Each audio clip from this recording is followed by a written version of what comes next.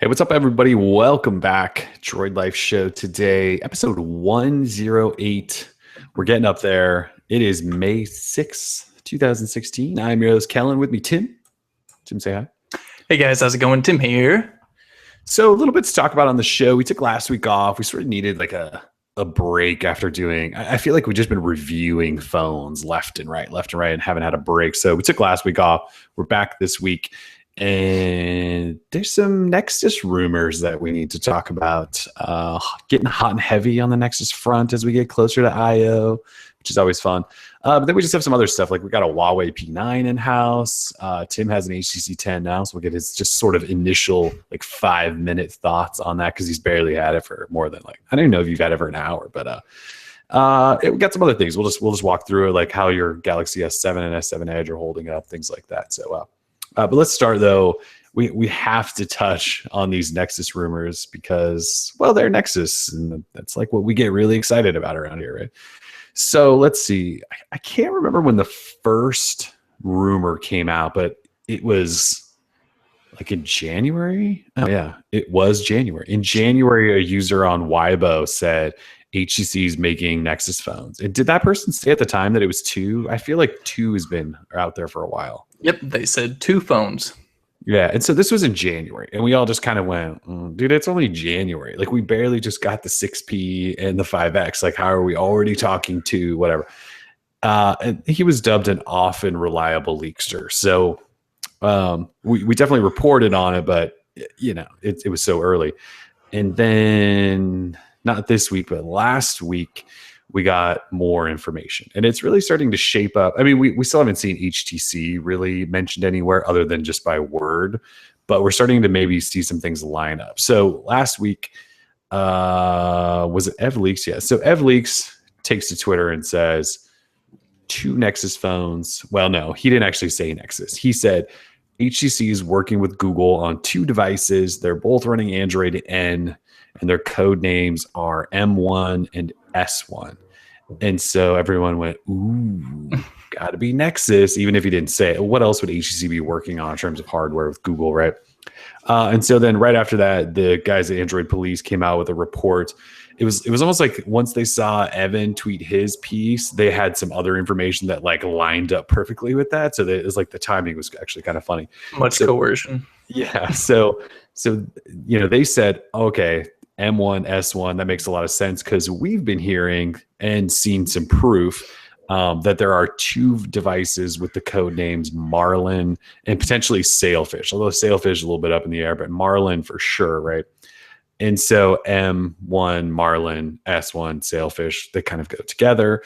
And everyone's saying HTC. And then we found some benchmarks the same day under the motherboard name of Marlin, although they're listed under as a Nexus 6P, except we all know the Nexus 6P is not codenamed Marlin. So we're kind of wondering, is this a new HTC device in disguise? What is it? It's running a Snapdragon 820 and has 4 gig of RAM. We know the 6P that's actually available is not running at 820. It's running at 810 and only has 3 gig of RAM. So there's a whole bunch of stuff going on, and that's pretty much where we're at, except I think we're excited.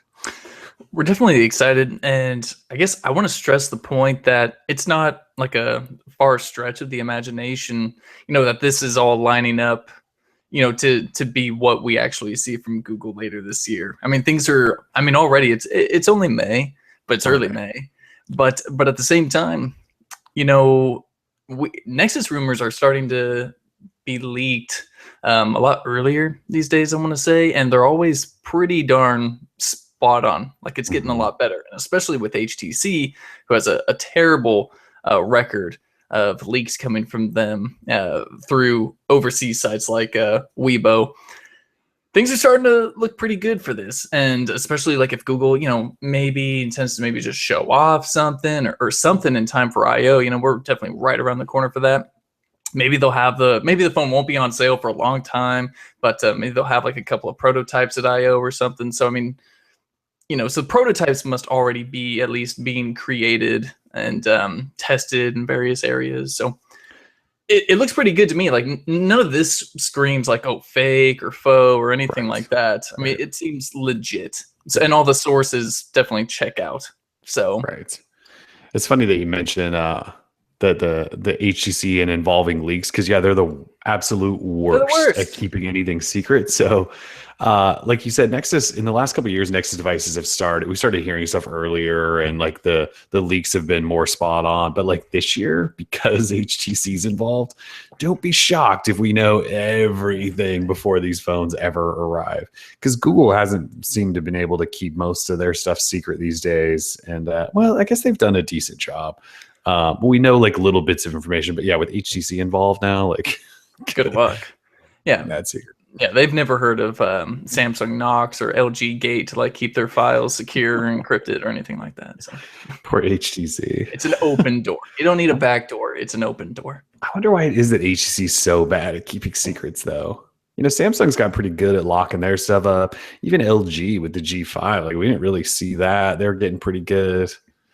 HTC's always been really bad, though. So Maybe it's just a lack in attention to detail, small things like that. You know, maybe you're letting too many people in on the project or something. I mean, there's some type of loose ends that need to be tied up. Yeah. So, yeah, we think we're getting 2 devices made by HTC. So, are we assuming that's 2 phones, or is it new tablet and phone? Yeah, I mean, HTC Nexus 9 is like gone from the Google store now, right? So yeah, I think Google made a sweet move by doing a 5X, like a cheaper Nexus device based on the original Nexus 5, and then that premium, the 6P premium Nexus 6P, the larger one. So maybe fans of Shamu could have gone to the 6P, fans of that Nexus 5 could have gone to the 5X. The only misstep is that the 5X sort of sucked. And initially, yeah. Yeah, initially. Like it's gotten better thanks to updates and stuff. Yeah. Even though the specs weren't hardly any different for both devices. Right. So a little odd. But I hope that Google does that again. I think they killed it on the idea. Just the actual role, the implementation just wasn't there. But if HTC makes 2 phones, one larger, one smaller, I think that'd be great. It makes everyone happy, have 2 different price points that are easily accessible to the mass market. Not even that's really what the Nexus program's all about. But at the same time, with that said, stay away from tablets. You know, like Android N is cool, and it would actually make sense. Android N on tablets might be cool. So Google might want to think about making a tablet for that, but then they've got the Pixel C, which is a fine tablet. I don't know why you need to keep pumping out tablets because Android it's tablets, overpriced. Maybe the Nexus tablet wouldn't be. Maybe. I mean, but it's all the same. And the Nexus 9 was just such a piece of crap. It's so boring and uninspired and lackluster and blah, blah, blah. I just don't see Android tablets, you know, I just don't see the point. So I think my thought is, though, that they're going to make a tablet and a phone because of what you just said with the software, because of the multi-window stuff. They're going to try to make Android finally a better tablet operating system. But then I think you have to do that by releasing a new tablet. But why tap HTC to do a tablet again after the Nexus 9 sucked? HTC's never made a good tablet. I mean, the Nexus 9, it's fine. You know, it is what it was. It wasn't great. Right. It wasn't the worst tablet. It wasn't amazing. It was just a tablet. And it didn't showcase anything other than just being a tablet. But I wouldn't doubt it I can't see HTC building 2 phones. I think they'll make a phone that's kind of like the 10, but it'll be Nexus. And then I think they'll build a tablet. I wouldn't doubt if it's like a Nexus 7. Either that, or maybe they'll have like Huawei build a tablet or something, and HTC will get 2 phones. I don't know. But it sounds like we're getting 2 devices for sure. Yeah, a lot of people talk about why just drop Nexus altogether and just make Pixel phones. You know, that's what everyone wants. They want a super premium Pixel phone. The only problem I see would be the pricing. You know, how do you price a Pixel phone? The Pixel tablet, which doesn't have LTE radios or anything like that, was already hundreds and hundreds of dollars. Very pricey for a tablet. Not like start at $500 for like the base model or something. I think something like that. I mean, it's not iPad Pro pricing or anything like that with an Apple Pencil, but still pretty pricey. And that's because Google's using some darn good quality hardware here, some good components. So if you made a Pixel phone, I can only imagine that thing's got to be like $800. Yeah, the Pixel C is $500 for 32 gig, and that's without the fancy keyboard.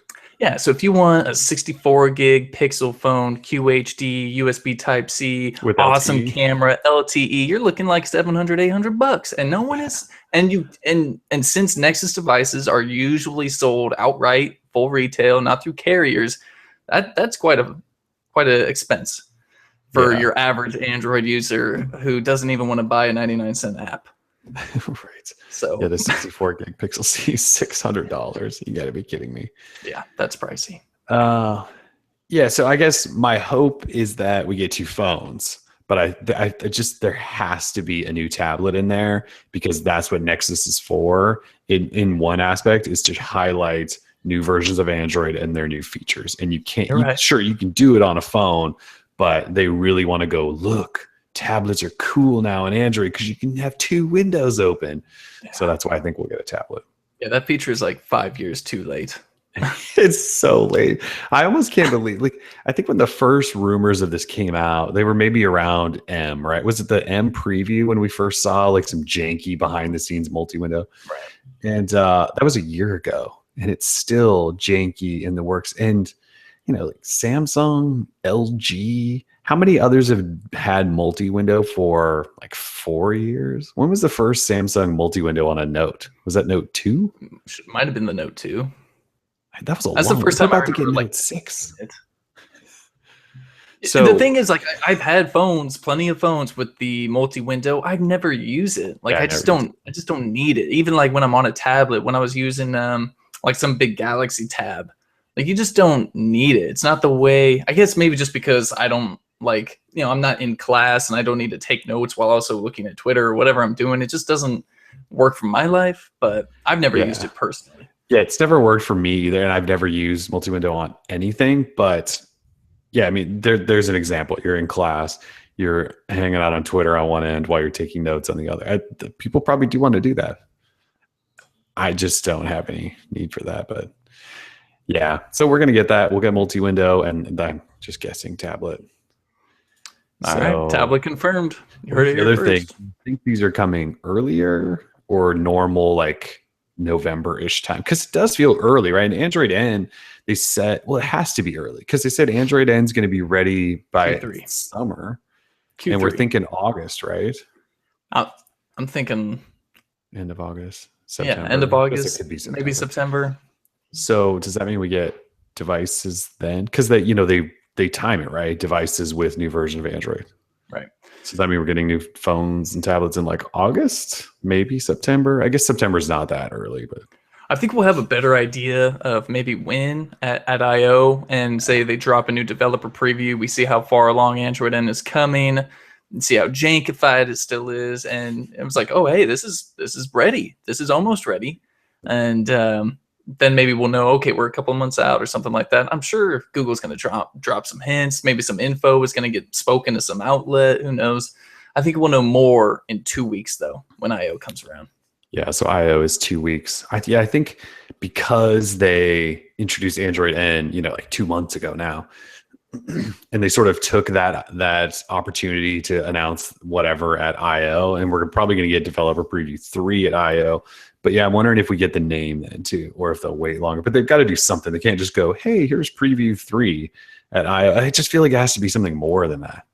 Maybe it's not. I'm just expecting too much. I think I/O is going to be super boring this year. I think we talked about this earlier, but we've already got the developer preview now.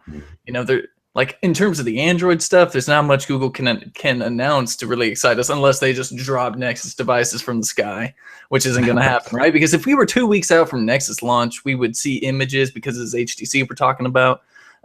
We would already know everything that was probably going on. So that's not happening. Right. And I think I/O, it's really just going to be sort of lackluster this year in terms of the Android stuff. Maybe other Google stuff like Gmail or Google Plus. Maybe they're going to kill Google Plus. That's the big announcement for this year. But it just seems like kind of an off year where there isn't going to be much. Like Android N it's an update, and there's obviously a ton of behind the scenes stuff, and there's some new features. Like the notifications are different, right?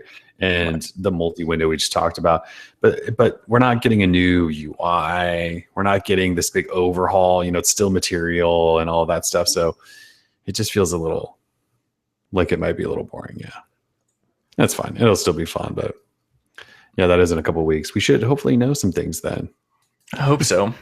But we're not expecting like a Gmail overhaul. Like Gmail just got overhauled. I feel like I don't think like there's any big updates in the works that we know of, unless like Hangouts and Google Voice something happens.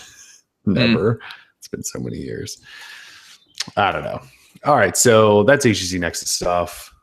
We're going to find out more and more, obviously, as we get closer, because HTC is involved, and as we just mentioned, that's just what happens with HTC.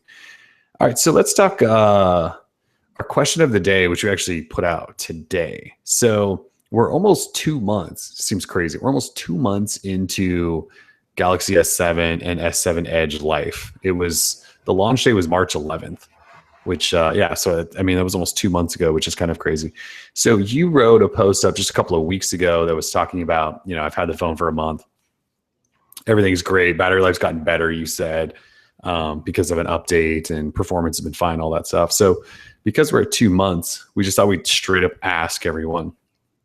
And so we said, how's your S7, S7 Edge holding up? Because last year, S6 month in, 2 months in, my phone in particular just got really laggy and janky. And it doesn't sound like I'm alone. It sounds like there was quite a few people that happened to. So we asked. And I mean, there's already 100 comments on this thing we put out this morning. And everyone pretty much seems to think it's still the best phone ever.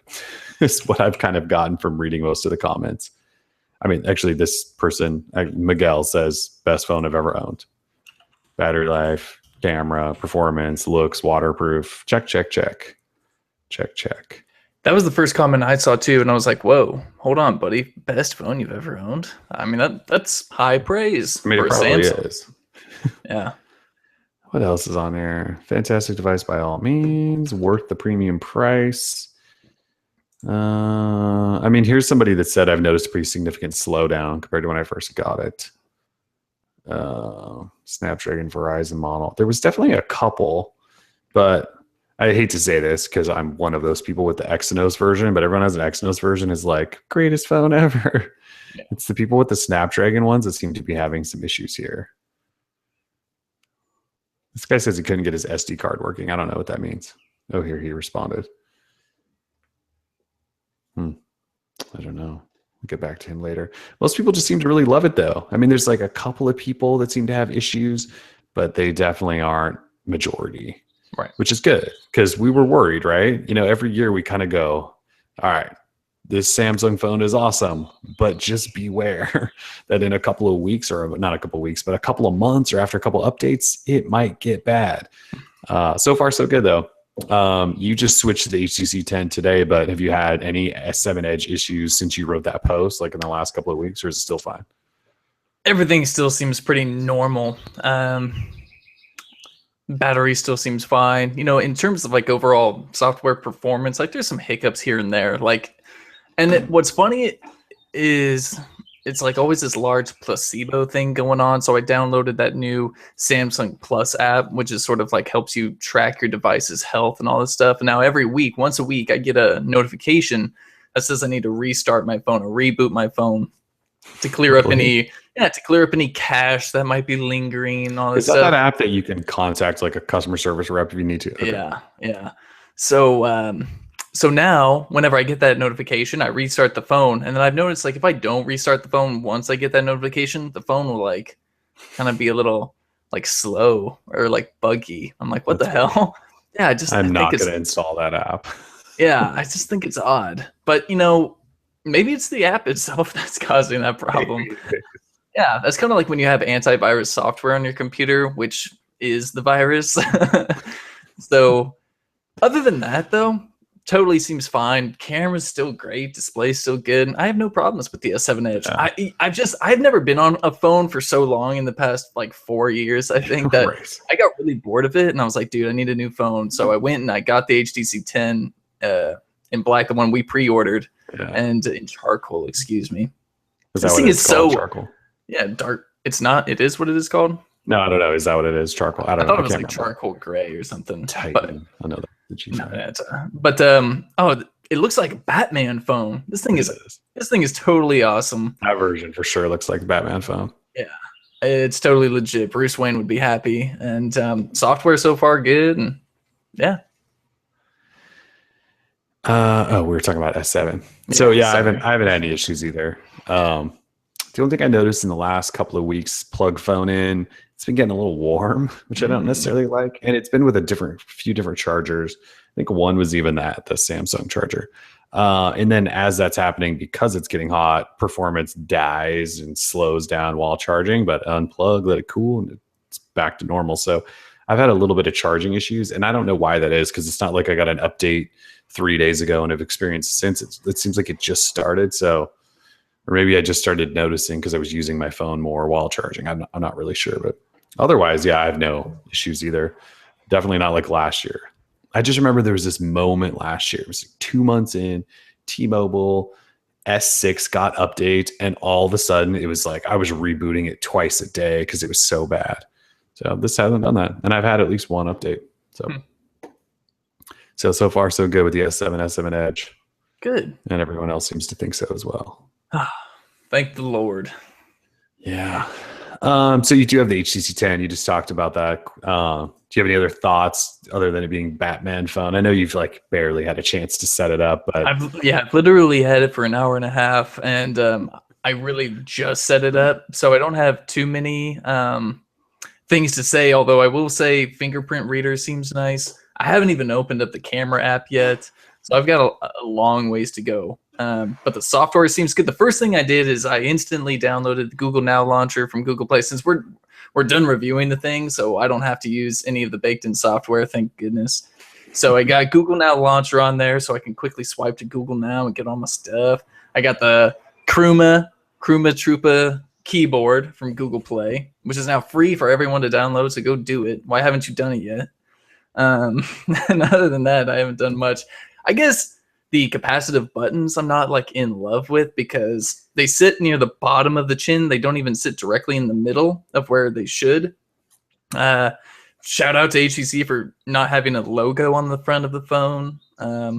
And also, I have been using the S7 for so long that I'm used to the back button being on the wrong side of the phone. good So luck with that. I keep pressing on it, and I get my recent apps, and that is That's just it's gonna happen a while. it's very annoying. I mean, Like, I used the phone for at least a couple of weeks, and yeah, yeah, I never got over that. There was times when I would sit there and stare at the phone in the dark because I was like, they don't light up right unless you touch them. right. And thinking which is like I found myself paused, going, okay, don't hit the back, don't hit the back. There needs to be a standard. I guess. I was just letting someone know that it's called Kruma keyboard on Google Play. But yeah, so there needs to be standard back with the arrow facing that way should be on the left. Period. Like why anything else is just unintuitive.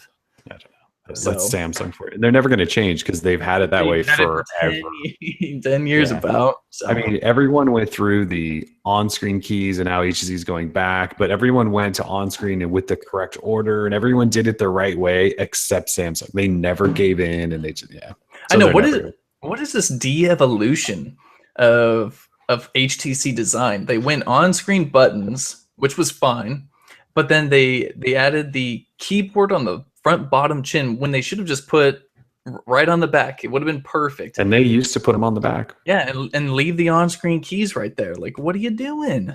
So maybe their design team just needs a quick little slap and just be like, yo, you guys messed up for the HTC 11 or whatever the heck you want to do. I mean, think if that phone, the HTC 10, had on-screen buttons like HTC's last couple phones, and they left the fingerprint sensor on the back, it would have that It would be good.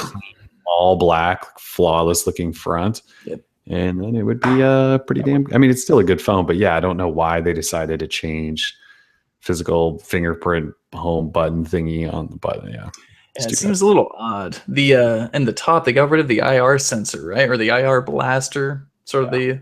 Yeah, so now they have this sort of plasticky, almost rubbery, sort of this matte finish on top when it doesn't even need to be there. It's as if they designed the phone to have one, much like the One M9, up on the top, but then they just left it out and instead plugged it up with this stuff. I don't know. And they put the headphone jack up there too. Yeah. What? Oh my god. Yeah, it's very odd. You know, and I haven't even turned on the sound yet, so I don't know what the boom sound speakers are like or anything like that. So there's a lot to play around with, but I'm really excited because the software is not total garbage from what I've noticed. Software seems good. Yeah, software is definitely solid. Yeah. So the fact that you already put Google Now Launcher on there that fixes the crappy algorithms and stuff. Yeah, exactly. Guys, I'm telling you, this is Batman phone. This is cool. It's like that black on black. It looks like his Lamborghini Aventador. It looks awesome. Mm-hmm. Kind of like totally that matte finish. Man, hot. All right, so Tim will weigh in more on that later, probably. Yeah. We'll get like a second opinion maybe on the HTC 10 from Tim. Let's see. So this week, well, no, it's been almost a week now. It has been a full week. So I got the Huawei P9. The folks at Huawei were kind enough to send this over for us to just review for a little bit, or just play with, really. I don't think I'm going to review this phone, but we got one in-house because it's their new flagship. And Huawei is, well, I'm pretty sure they're number 3 in the world now in terms of smartphone shipments. So they're up there. And they're going to make a push into the US because Huawei wants to take over the world, just like everyone says they do. But they seem like they're actually on the verge of making it really, really, really big. And so we're expecting them to release a phone in the US at some point that's probably going to be similar to this. And so the P line is their flagship line that they've had for a number of years. And this one obviously has the dual Leica camera setup, which we've talked more about than I want to ever again. But it's got that. And if they're going to release a phone here that's similar, we just want to sort of familiarize ourselves with it. Because it's not like Huawei is going to make only Nexus phones in the US, right? So I've got, there's like 2 sides to this phone.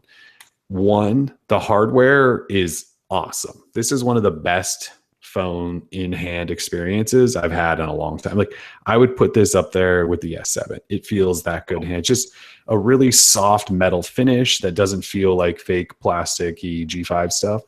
The button placements are really nice. It's thin enough. It still has some personality with the 2-tone finish. The display's great. The performance is great. The dual camera setup is pretty solid. I really like the monochrome camera just because taking real black and white photos is kind of fun. The fingerprint reader is fast as hell. Everything about the hardware here is so great and so easy to like. And then you turn this phone on and it has the worst software I think I've ever used in my life. And it's too bad because I try to use it and I set it all up and I was like, I'll give it a shot. And I was holding the phone going, my God, the hardware here is so amazing. I love it. And then I started using this thing and like the notifications are broken. They don't work because they're their own weird UI. Like you can see it's kind of hard to see. Well, yeah, you can see it right here. So instead of using the sort of black and white stock Android icons that every phone on the planet uses, it's a rainbow. Yeah, it's like it's colored. And so basically they're just taking the app's icon and putting it as the notification icon, which I guess kind of makes sense, except that now, yeah, you have a rainbow notification bar and it's completely opposite of everything we've ever known on Android. And then when you swipe that stuff down, just swipe things away before I show you guys everything. So when you swipe it down, then it does this like iOS style like timeline and interacting. Like the first time you get a notification from an app and you swipe it down, it doesn't show you more information. It says, do you want to allow this to do that? So there's privacy there that I guess they're protecting you from, but that's not the default state on any other phone. And the lock screen notifications didn't work for like 2 hours. I had to get help to figure that out. It aggressively kills apps and services in the background. It is insane how terrible the software is on this thing. It's one of those phones. Like if this was mine, this is a review, obviously sending it back. If this was mine, I would actually root the damn thing and put CyanogenMod or something like that on. Damn. Like it's that, because the hardware, like I said, is that good and the software is that bad that it's one of those that just needs to just completely wipe. So hater. Yeah. Anyway, so Huawei, I would just get used to them or start trying to get used to them, everyone, because they're coming. They're coming for the US. Although here we really only get their Honor brand, right? Which is an E brand or something, whatever the hell that means. E brand. So yeah, there'll probably be an Honor phone at some point later this year. That'll probably be a really good phone at a budget price that'll be similar, and we're all going to kind of consider it. And then we're all going to remember how terrible the software is. So anyway, we have the P9. If you guys want to know anything about it, we have it for another couple of weeks, and we can test anything. This guy in the chat says, my wife's had hers for a week and never had the notification problem. I don't know. The notifications do not work like normal Android. That's every other phone has the same sort of style, right? Notifications come in, they show up on the lock screen, they show up in your notification area, and you can interact with them. Huawei's changed how all of that works. None of it happens by default. You have to like manually change everything to sort of get it to work. And it's so bad. That doesn't sound fun at all. No. I was excited to use it too, and I just gave up. I just said I couldn't do this anymore. I give up. All right. So we ran a poll this week, and what we did was list out a bunch of features that are sort of features that some manufacturers use, some don't. And it's one of those things where you can't ever get a phone that has everything. And so, which still seems ridiculous, right? It's 2016. So we put all this list of these things together that seem to be the things that some people leave out, some don't, whatever. People seem to pick and choose. And we said, which of these features can you not live without? And let's see, the list is waterproofing, fingerprint reader, NFC, Type-C, dual speakers, wireless charging, or then maybe an other. What did you vote for? What was the thing you can't live without? I think I went with fingerprint reader ultimately over, say, water resistance. While water resistance is cool, I think the added convenience of fingerprint reading is it's really helped. When I go to buy an app on Google Play, I can just tap my finger and not have to put in a password. Same thing with unlocking the phone. I can just put my finger there and it unlocks. I think that's really convenient. Saves me a lot of time. It's probably saved me like a decade in usage over the past like 2 years. So it's been great. I like fingerprint readers. It looks like fingerprint reader took the top spot in the poll. I would probably tend to agree with that. I mean, NFC is I went for a time period where I paid for a lot of things with my phone. I haven't done it as much lately. I don't know why that is. So I would have said maybe NFC not that long ago. But like Type-C, I'm not ready to jump on board with Type-C yet. Wireless charging's a nice convenience, but most phones don't have it. So I don't know that I would put that. The waterproofing is one of those things I want every phone to have, but it's one of those things too that you don't necessarily need every day. Like it doesn't matter at all, right? But yeah, with a fingerprint reader, every time you grab your phone, it's nice to have because your phone's secure, but then you just do a little swipe and you don't even realize it.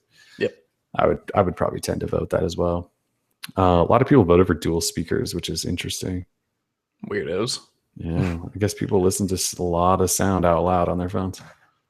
Yeah, once we start getting more headphones and earbuds, maybe with USB Type-C, and that really becomes like the one port to rule them all. I think that'll become a much more important feature to people. Right now, it's at the bottom with 4%, right? So I think USB will actually come up quite a bit in the other years or in years to come. Someone said other. Oh, and they just said battery life as other. Like, oh. And duh. I mean, we all want good battery life, right? It's a good feature. We can't live without battery life. So silly. Yeah, you're right though. Type-C will probably start climbing up once it becomes standard. Yeah. But then I guess once it's standard, then every phone has it. So yeah, it's kind of like what feature can't you live without? The display. Like, yeah, no shit. A battery, a display, yeah, a camera, a processor, the RAM. Yeah. All right. So in other sort of not related news to anything we really talked about yet, we should mention it. So Rick Osterloh, a dude who has been the head of Motorola ever since Lenovo took over for them, left there because Lenovo is running them into the ground. I think can I safely say that Lenovo is killing Motorola? Yeah, safely. And he left there, and within weeks he popped back up, and he is now at Google. I think he was actually with Google previously, maybe potentially. Yeah. And then he went over to Motorola when Google bought Motorola, and then he stayed there and then just left. Anyway, he's back at Google, and he's heading up. They created a new position for him, and he's going to take over as sort of the overlord of all of their hardware projects. So that, of course, includes their Nexus products, Chromebooks, Glass, if that ever exists again, Google ATAP, which is their sort of funky creative labs, OnHub, which is their routers, and Chromecast. So Rick Osterloh, it's a big enough deal because he was so as a former I'm pretty sure he is a former Googler, but anyways, he was with Motorola, and I've seen some people say, why do we care, like Motorola is terrible and he was leading them. So that's not completely fair is what I will say. Yeah, so he was with them when Google owned them, and he's one of the guys that helped usher in those phones that we all started really loving, like the original Moto X and the Moto Gs, which sell like crazy, and then the new Moto Xs and all that. So he knows product, and he knows features and building and all that stuff. The problem with Motorola is, number one, Google never gave them an actual shot. Like, they built those first products, and then Google said, nah, we don't want to deal with you anymore, and just shipped them off to Lenovo, and Lenovo just doesn't know what the hell they're doing. So Lenovo hasn't been able to do anything. So I don't know that I would blame Rick Osterloh for that. And also, I think it's obvious that he's not the issue if Google's like, seriously, dude, come back and take over our hardware. You know what I mean? Exactly. You don't give the job to a failure, you know? Right. So, I think it's actually really exciting. You know, when I really started, I mean, I already liked Motorola, of course, and I have fond memories of the OG Droid and all that. But leading up to the Moto X and the Moto X second gen, that's when I really started to love, and we gave them Phone of the Year twice in a row because the Moto X was so damn good. You know, we started loving that they were baking in essentially stock Android on their phones. You know, there was no more like that OEM bloat stuff that Motorola had the worst. And yeah, so really Rick Osterloh, I think, had a lot to do with that. And for him to be back at Google with Google now, I think it's gonna be awesome. He brings a lot of good expertise, I think, and experience to the table. Yeah, I think he'll just help any of their hardware in any of those divisions just get better. And of course, the dude knows smartphones, so Nexus line should only get better.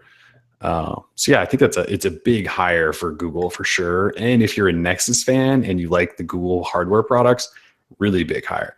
Not only that, but I've dealt with a dude a handful of times. He just seems like a genuinely good dude. So seems like a nice guy.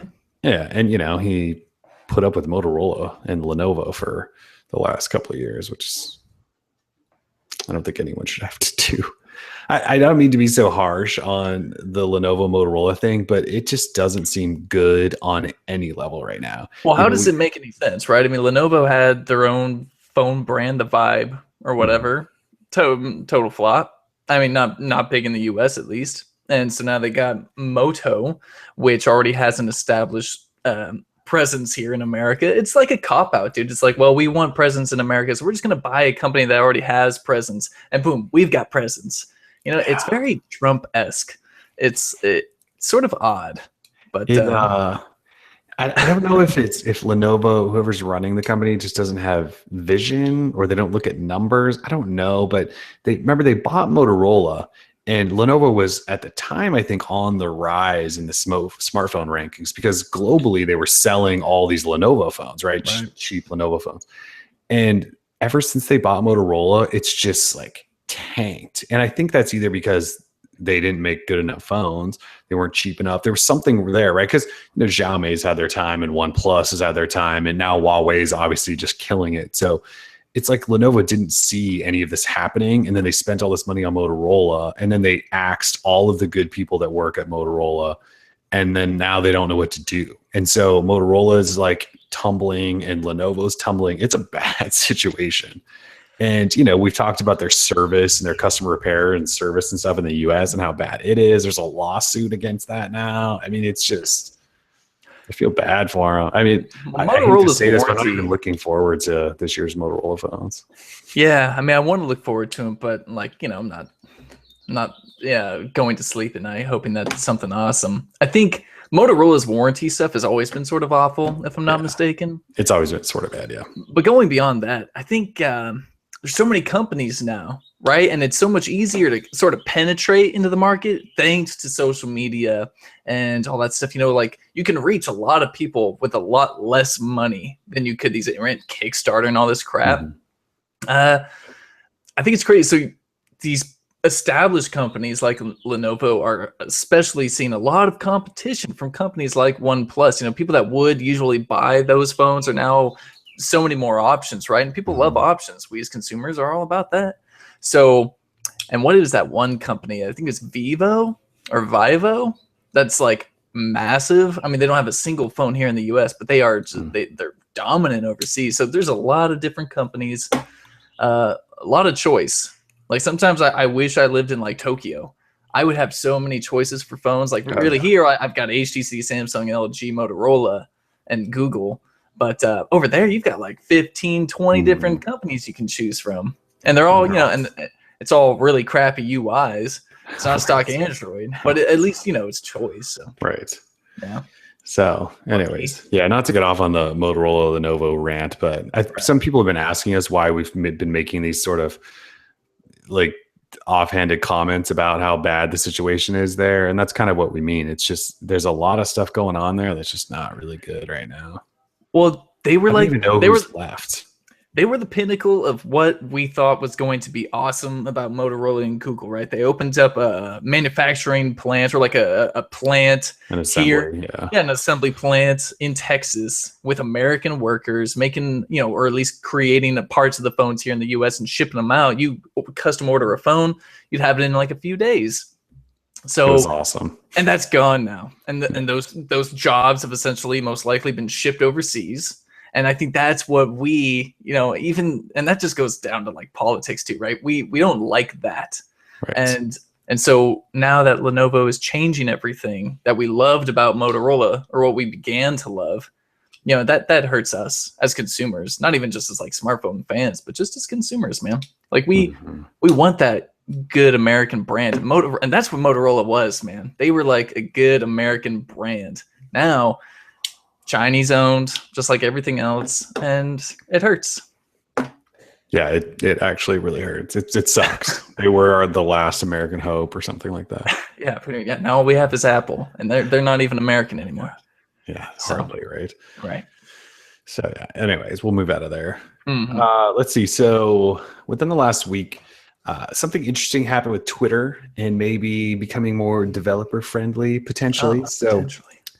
Phoenix, one of the popular Twitter apps that I used to use quite a bit, but now I've kind of just defaulted to the stock Twitter app because it works better because they hate developers. Yeah. But anyway, Phoenix, if you want a third-party app, has always been one of the better apps, and it hit that dreaded 100 token limit, which is basically a 100 user limit that Twitter set years and years ago now, which everyone understands as being the stupidest policy ever. But Twitter hates developers or has, for a long time. And so Phoenix hit it. The developer pulled it from Google Play because they want people buying it, not be able to register or log into their Twitter account, all this stuff. And a couple days went by, and all of a sudden it showed back up. And we kind of went, well, why are you back on Google Play if you hit your token limit? You're still selling it. It wasn't like you just turned it into a free app or something like that. So we reached out to him, and he said, let's see if I have that. I said, what happened? More tokens or just because? And Mateo is his name. He responded back and said, I've been in contact with the Twitter team, and they've helped to fix the issue. And I said, okay, can you elaborate on that? And he said, no, I can't. So we reached out to Twitter, and basically what they told us is that he should be fine going forward. I can't really say much more. He basically said that's like the stupidest thing ever. Yes, they basically said that Phoenix will be fine going forward. And Mateo has basically said the same thing. Like, yeah, nope, Twitter assures me that I will be good going forward. And if I run into any more issues, they will help me out, kind of thing. And that's all either of them will say. So they sent me this list of like their developer policy. and it picked and choose a couple of bullet points, right, that talked about this token limit. And if you actually do read it, it's totally left open to their discretion. Like there's all these like kind of loopholes in there. Like it all says, unless you have Twitter's permission, basically, after each thing. So if you hit the 100K limit and you go to them and you bitch and say, this is stupid, my app's popular, Twitter can go, yeah, okay, your app's pretty cool, you can have more tokens or whatever, right? Or we'll whitelist you. Or they could look at you and go, no, we don't really care, your app sucks, kind of thing. That's just kind of what it seems like. And so this is the first time, which is what's so interesting about it, right? This is the first time where Twitter's kind of gone, well, since Jack took back over as CEO, he said he wants to be more developer friendly, except they haven't changed any policies, right? But it's like if a developer has an issue now, maybe they'll work with him. But does that mean you want people to make new Twitter apps? Like, what are you trying to say?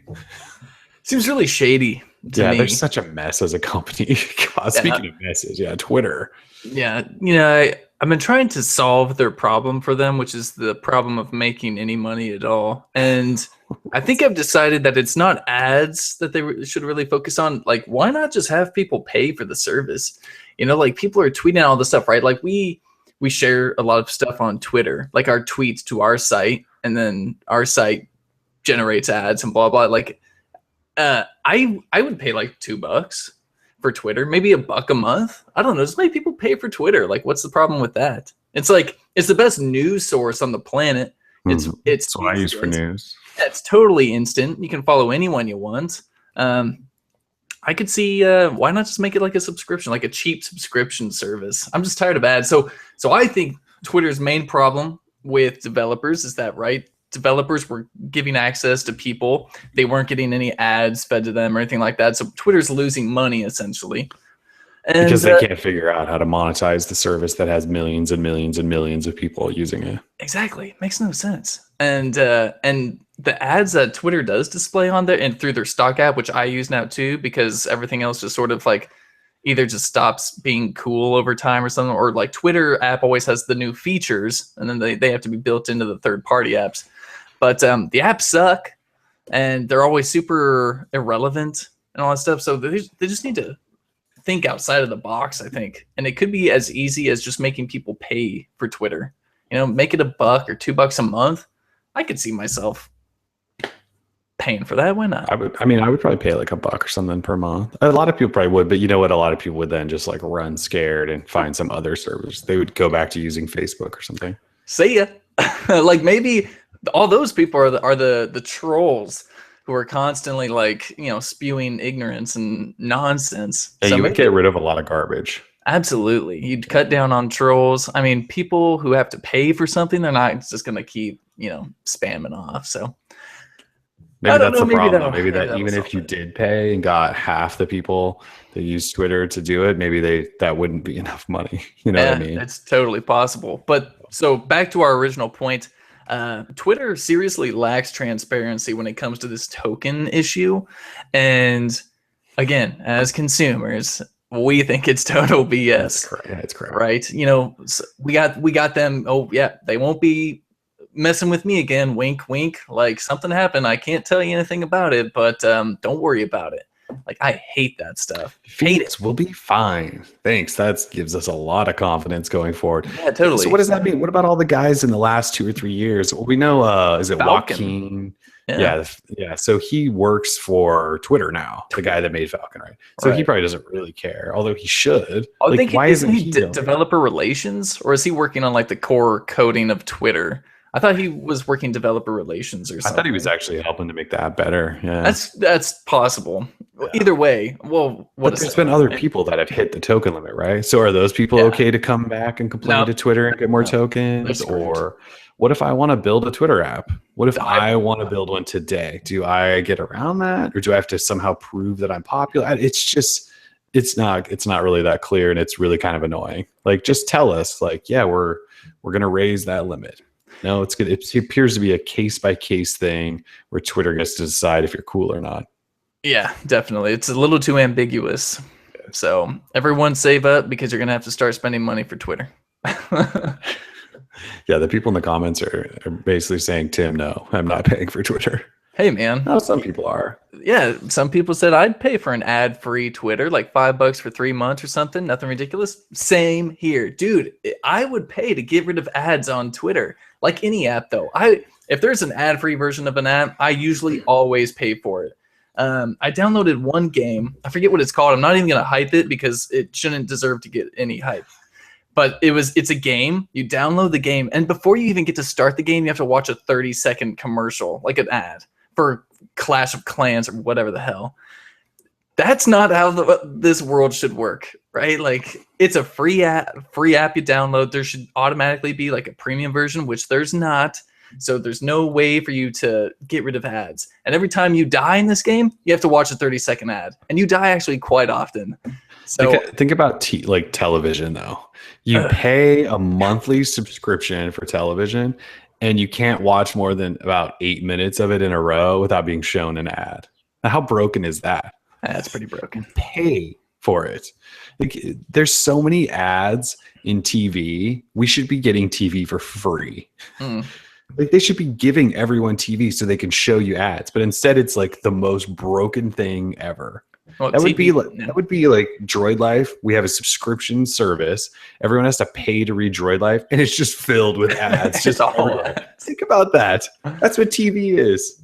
Well, yeah, and then there's even channels that are just nothing but ads, like infomercials and stuff. Right. You like pay for that. Yeah, every month you pay for that. Yeah, that hurts my head. Yes. But yeah, developers out there, don't be afraid to charge money for your creations, right? Like, if you put the time and energy into something, you deserve to get paid. Don't cop out with ads. Like, I get it. But don't show Tim a 30-second ad before he even opens your app. Exactly. Like, that will make Timotato want to uninstall and never write your app up ever. And you're going to want those downloads, trust me. So, kind of ridiculous ads. I mean, the world revolves around them. So. Yeah. I wish we didn't have to show them to people, but there's no really other way for us to monetize. So and keep doing this for a living. Yeah.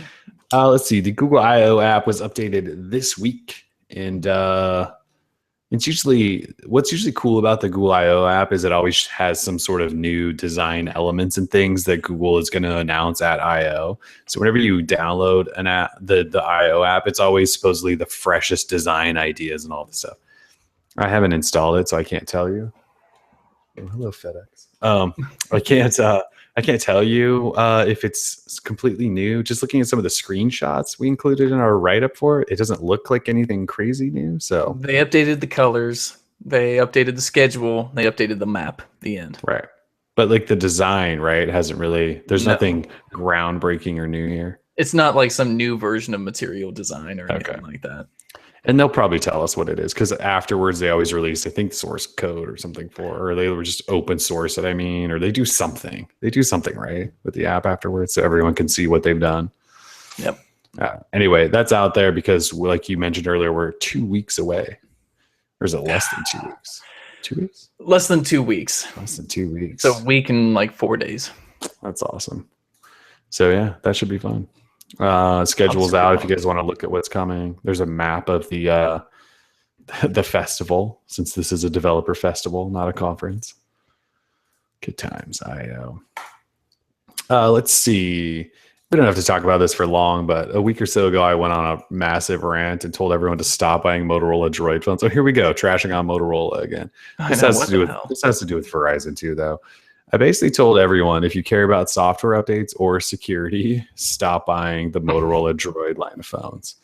And I'm actually pretty serious about this. I know that our site was originally founded based off of a Motorola Droid phone, and it also suffered basically from the issues I'm talking about here. But they are... It's beyond. It's at the point now, because they get so few updates, that not only do you never get the latest software features and things like that, your phone's not even secure. So basically what I was ranting about was the fact that like last year, the original Turbo didn't get Lollipop or whatever it was, I think at the time, until July. It almost went a year without getting an update to Lollipop. Which is insane. And this year, the Turbo 2 was supposed to have gotten it, I I think or supposed to get Marshmallow, I think in like February, and then it got delayed and then disappeared, and then it showed back up and then it disappeared. And then last week it finally rolled out to everyone at the end of April.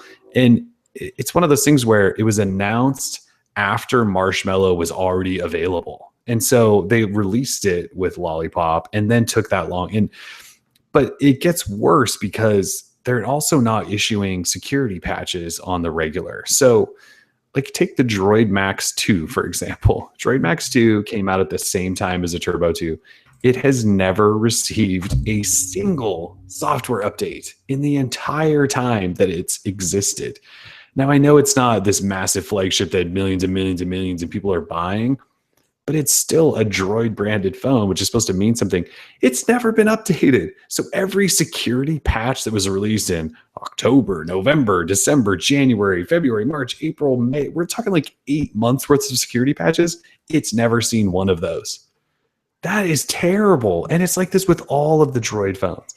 And we had a bunch of people say like, well, it's not just Droid phones that are like this. It actually is, because Samsung, who's terrible at providing big software updates, is at least pushing monthly security patches to their phones, right? Like all the, like the S6s and stuff, they get updates on Verizon. If it's not every month, it's at least every other month. They're at least getting them. These Droid phones aren't getting anything. It's just, it pisses me off so badly. Like these are supposed to be your exclusive flagship line of phones, Verizon, and you and Motorola can't get together and make an update a month, 2 months. It's bad. It's pretty much a culmination of what we've seen from Verizon over the past few years, right? I mean, this should not shock anyone. Basically, this article got shared quite a bit. There's 300 comments, all of them agreeing with what is being said, right? There's not a single denier here. You can't be a truth denier or a fact denier. Actually, there's one guy that is throughout the comments who owns a Turbo 2. No, he owns a Turbo 2. And I didn't want to call him out. And I'm not going to name drop him. You can go read the comments if you want. But there's one guy that owns a Turbo 2 that spent the whole time defending how great of a phone it is and completely ignoring what I was complaining about. And this happens sometimes. I get that. But like, I'm not saying the Turbo 2 is a bad phone, dude. You don't have to defend your phone. I just said if you care about software updates or security, you probably shouldn't own one. Yeah. Someone said, has Droid Life reached out to Verizon for a comment? It's like, dude, action speaks much louder than words. And by this point, you know, either the phones get updates or they don't, right? You don't need a comment to confirm that phones aren't getting updates. You know, we see it, we work in it every day, and the phones aren't getting updated. So, you know, a lot of people that should care about updates. And this goes along with another post that recently went up saying people don't care about Android updates. It's all I had some fun with that one, didn't I? It's all BS, man. Like people do care about Android updates. And I swear it is not just the people who read Android blogs. Yes, the majority of people won't know what the update is, but people understand the importance of updates. You know, whether it's security or new features or whatever, people like updates. People like playing with new stuff, new toys, new software. It's definitely not just the nerds. And I hate it when people lump those people together. Like, oh, it's just Android blog nerds care about updates. Like, dude, that's a lie.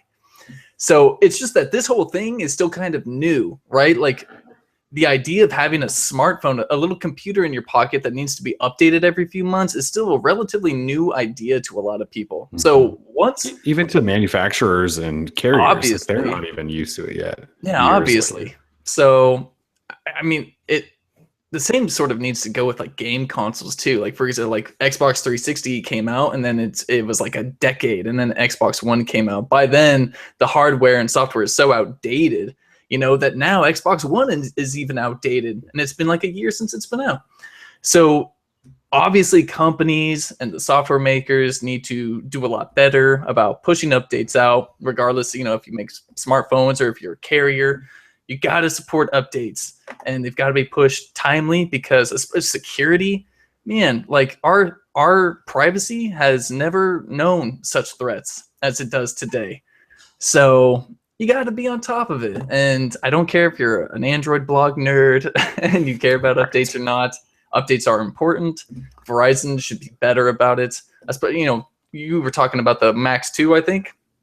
phone hasn't been out all that long, man. I had to review that thing, and it totally, it wasn't a good experience, but people who buy it deserve to get updates for it.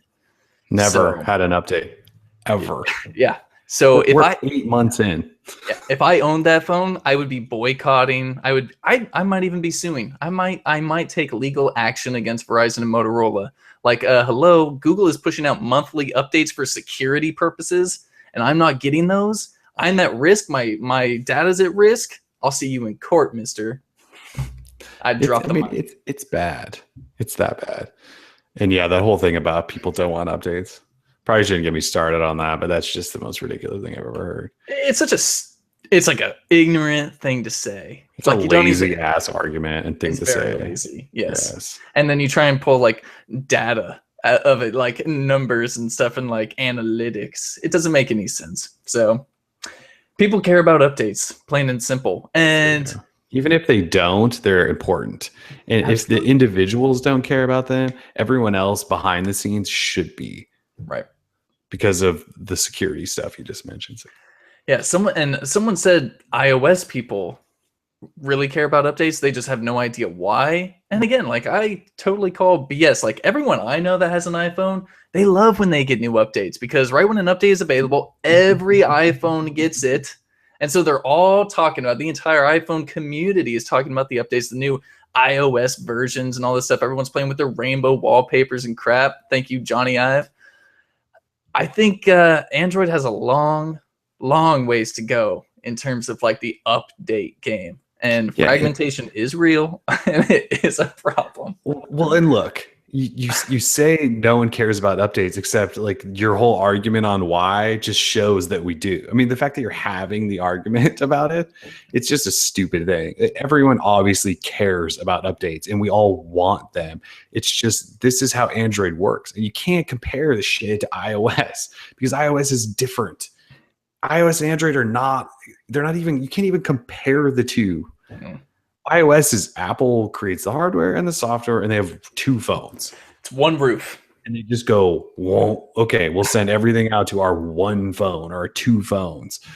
And everyone else goes, okay, we'll take your software and we'll put it on this hardware and we'll use this chipset and this RAM and this camera. And it's like all this stuff. Oh, and then we're going to put our skin on top of it. I mean, it's just not the same thing, right? Yeah. And I know part of the problem is, like you just said, when everyone on their iPhone gets an update, it just shows up at the same time and everyone can download it. And so with Google and Android, I think everyone goes, well, I want it now, right? We live in this society now. And the only thing you get that on is a Nexus phone. And these other people don't, but that's because that's the way it's set up. They give it to their partners and their partners take their time. And that's the problem. And you can't fix that, unfortunately. That's just Android. That's how it was built. Google built it and said, you guys play with it. That's just how it works. I mean, does everyone think like when Google goes, all right, Android ends here, like Samsung's going to go, and here's an update? Like, it doesn't work that way. Yeah. I hate the argument, but every time the new distribution numbers came out, which is what happened this week, all the like dipshits in the media go, Android sucks. And it's like, this is just how Android works, you moron. And you don't understand that. Yeah, you're lazy. It doesn't work. Marshmallow's been out for a year and it's only on like 7% of devices. Ha ha ha. And like on one day, 80% of iOS users get the update. It's just, it's apples to oranges. And like if you want to compare, you could just pull the Nexus phones and put them on their own. And I bet there's like a 99.8% acceptance rate of new updates within a week, which is better than iOS is ever going to do. But that's Nexus. But that doesn't count. You have to, because then we have to count everything. What about Samsung? You know, whatever fits their shitty argument. Exactly. You have to, yeah. It has to fit their fucking whatever. Agenda, whatever they're pushing. Yeah, whatever they're pushing. There's a lot of idiots in the media industry. There's idiots everywhere, you know. We just deal with the media idiots. Yeah. There's like 1 billion plus Android activations currently. So there's a lot of phones on a lot of people to take care of. Tim, they're not getting updated right away to Marshmallow. It's been 8 months already. They don't care. It's fine. They just don't care. They don't care about updates. I know it's like people care. Like I see people crying about wanting their updates all the day. Like, of course people care. It's the companies and the carriers not pushing out the damn update. Right. People care. Right. People want Marshmallow. People want Android N. It's just not coming. It's gonna be a while. Yeah. If you can be patient, otherwise buy an. I mean, look. The other thing is Nexus phones now they work on every carrier. Like if updates are that important, and we've talked about this a lot, you should just own a Nexus. You just should. But they're not as important as the media dummies make it sound. Like every phone gets the updates. It just doesn't come today. It just might be a couple of months because that's how Android works. Like half a You year. can call that unfortunate. That's just how it works. Yeah. It's definitely one downside. And I always say that, especially when we were talking about the Galaxy S7. The one downside I have with that phone is that, sure, it probably won't see Android N until 2017. That's likely. It's a pretty good totally chance. possible. So, although they moved it up this year, so yeah, December. they moved it up. So maybe December, late December. November, December, maybe right in time for Christmas. Little Timmy's gonna, have his toys. But, thank God. I don't have to thank him for this, but HTC, a company that definitely appreciates the importance of updates, says, 90 days, you'll have your update. That I can appreciate. And especially with this slimmed down Android version on the Batman phone, I can really rally behind that. But then that also, I get reminded that Motorola was also quite once good about updates, but now under new leadership, I don't know if they're going to be as awesome. I was defending them the other day. Here we go on Motorola again. Yeah. The other day about software updates, and I think it was in a different post actually. And then someone pointed out the fact that the Moto X Pure Edition is not on 6.0.1 yet, which has been out for quite a while. So Motorola is even, I'm not going to say they've given up on the Moto X Pure Edition, but like it's that's the only phone they have, and they only sell it unlocked. There's not different variations of it. You have one phone and they haven't, it's still on 6.0. And I fired mine up the other day and checked for updates and there's nothing. Yeah, I hope they realize that people do want the update and they do want the new emoji. Emoji. I get Jinx. People want emoji. Yeah, people want emoji. I don't even know what else 6.0.1 brings. Right off the top of my head. That's it? It's just an emoji update? It's pretty much just emoji. I don't know. I could look that up. I guess I must be one of the last people in the world to care about emoji. Like, I really don't. I use your standard tonguey face when I'm joking, smiling when I'm happy, and sad face when something's not good. Like, I don't need just spam that fire whenever I need to. The fire. Like, if it's a nice watch or a nice pair of shoes, just fire, fire, fire. Or if Steph Curry's going off, fire, fire, fire. Yeah, there's like 4 emojis I really need. Pretty much, yeah. So I don't need hundreds. I don't need them to look more human. I kind of like the smiley face, yellow, weird looking character emojis. I didn't mind Android's. It's Samsung's emoji that are awful and that need to be destroyed with fire. HTC's aren't great either. You'll see that now. HTC's got some weird ones too. See, I figured they would use Android stock. They're different too. Tim doesn't throw the horns. Horns? Like what kind of horns? Like metal horns? Yeah, I think metal horns. Oh, okay. Henry wants to know if you can put a Verizon SIM in there. Henry, I did that day one. The day actually they announced the phone, I put a Verizon SIM in our unlocked version and it wouldn't register on the network. I haven't tried since, but I don't think anything's changed on that front. Although it did come out on Verizon today. I should try. I was going to say I could do this like live on air, but I do not know which phone has my Verizon SIM in it. 6P. Shout out to Henry. Yeah, man. I rock a Blazers t-shirt and talk about Steph Curry because the Blazers love to choke. They had a chance to get out of the Bay Area with a win and they blew it. You know what the problem was? I saw it and I knew exactly right when it was going to happen. Terry Stotts took Lillard out in the 4th quarter to get him a rest. And totally fell apart because Lillard was on fire. It was totally Lillard time. Takes him out, goes cold. Dude is starting to he went full Harden in the 4th too. When he got that the one defender in the air and he like went right up into him. Oh, that was such a James Harden move, and I did not appreciate it. Not from you, Lillard. You got way too much class for that. You don't have to pull the James Harden. I think I turned it. I turned it when there was like 2 minutes left because I was like, babe, I'm not watching this. Like, I'm gonna cry. This is bad. So Yeah, turn it. they had a chance. I don't know if there's any salvaging the series now, but we'll see. But either I use the Steph Curry analogy just because everyone knows that dude is straight fire. So Yes, he is. yeah. Henry, I'm booting right now with Verizon SIM in. We'll see what happens. I dig this phone quite a bit. Batman phone. Yeah, again, to anyone just tuning in, I got the HTC 10 today in charcoal black or gray or whatever the heck they're calling it, and it's pretty hot. I gotta say, the size is pretty prime. I know Kellen was saying it was a little wide for him coming from the S7, but for me, coming from the S7 Edge, which has like the sloped edges and all this stuff, and the kind of a tall phone, like this phone feels really good in hand, and the weight is like on You're just par. next to the S7, so you just a little bit over here. Yeah, it's probably quite like a bit. It's probably like a quarter inch or something. That's Maybe not. quarter Yeah, probably inch. a quarter inch. But it's a difference when you go from one to the next. Yeah, absolutely. Oh boy, we're booted. With the Verizon SIM in there. Yeah, let's see what happens. So it used to, when I did it day one, it I saw it flash, I think like 4G a couple of times. And then it would just say, I'd get this error message say, cannot register on the Verizon network, is what it would say. So we need to give it a minute. Okay. We don't really have anything else to talk about it, do we? I mean, we can talk about Motorola again. There's apparently a new Moto G coming. Yeah, Moto G. Moto G coming. Yeah, Moto G, the best-selling Motorola phone of all time. Hard to believe. I mean, I thought the Motorola Razr or whatever would have been the most selling phone of all time, at least for Motorola, right? I figured they sold at least 1 trillion units of that. But the weird thing is they're setting up a press event, I think on the 17th in India. So they're not even doing anything here. I don't know what that means. I'm sure the Moto G sold okay in the US too. Decent phone. I'm sure it sold more though in India. Like they must have just sold a ton.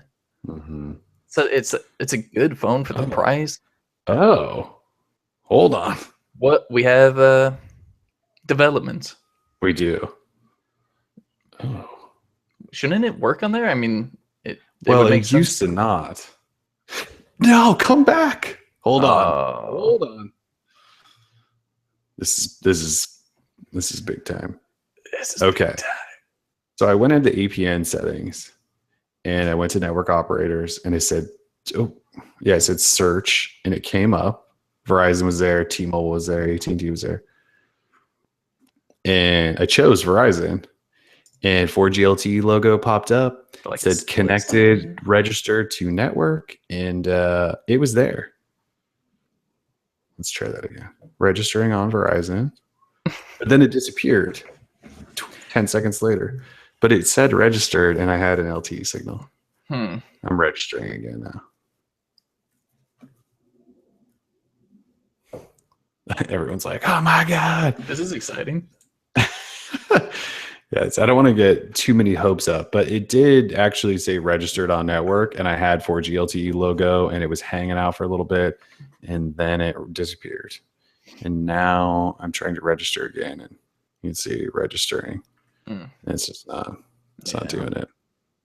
It said, did you have a line through the signal? No, I just had 4G LTE logo, and in my pull down, it said on Verizon, I think.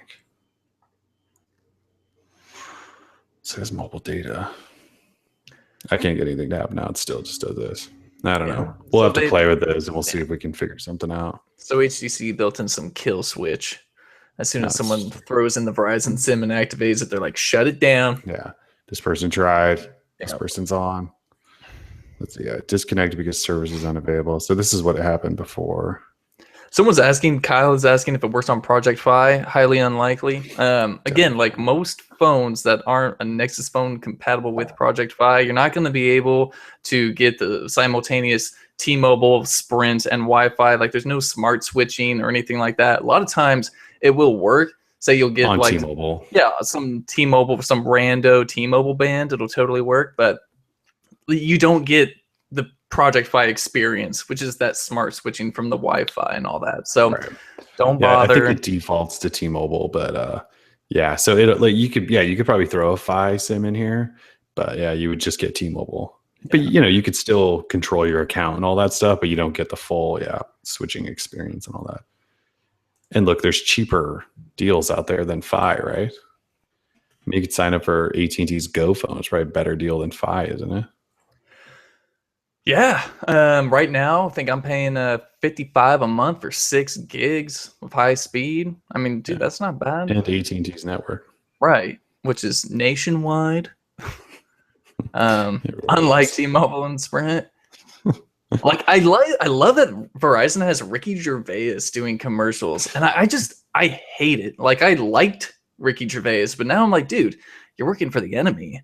Like you're working for like these corporate people, and I'm not really into that. So I'm sort of against Ricky Gervais right now.